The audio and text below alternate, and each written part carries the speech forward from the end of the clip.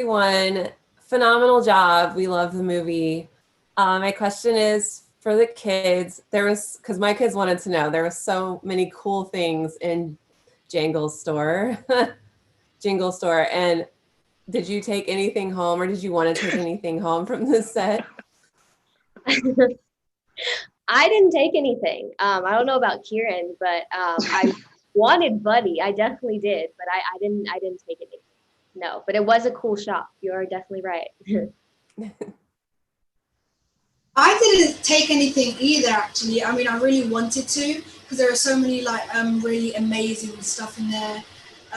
Especially because my character works in there as well, being around all the stuff. It was very it was an amazing experience. It was great, but I didn't steal anything, even though. That's good.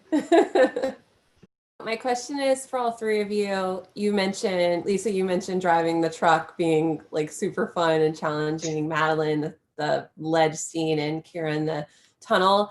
So that's a lot of stunt work. Did you guys get to do all of that yourself? And what was that like? For me, it was really fun. I mean, it's, you know, I had practiced driving in the car park. But when we got on set, it was completely different because there's cobbles and there's a light stand and there are people and there's so like the pressure of it gets increased tenfold. But it was fantastic. It's nice to be able to rise to the challenge because then you have to do all that as well as doing the acting part. So it was brilliant. There's, you know, even though it was a challenge, it was fantastic. Enjoyed it. I was just going to say, I'd have to agree with Miss Lisa. It was really fun, especially the flying. We trained for 2 months and everything was really fun, learning how to do all different like somersaults and what they call barrel rolls, which is like rolling from side to side rather than, you know, forwards and backwards. It was just really fun. Yeah. Yeah, it was really fun as well for me. I think the flying scene as well, I think I did most of that by myself. And the tunnel scene as well, because they showed us I think it was a visual of what it was going to look like in the film. So then I kind of had to like imitate that, but then obviously put my lines into it and the action. It was really fun filming all of it, really, yeah. Good to see you guys again. We watched the movie. It was phenomenal. So I have to say, like, this is a huge compliment because I'm a big Disney nerd. It reminded me of like Disney, like classic Disney magic, you know, like it was colorful, it was whimsical.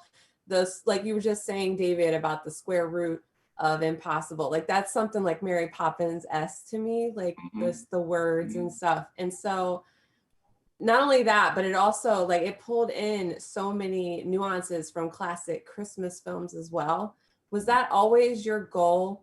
Like, were you actively like, okay, I want to make sure we reference like Rudolph or, you know, Willy Wonka and the Chocolate Factory? Like, it was. How did that come out?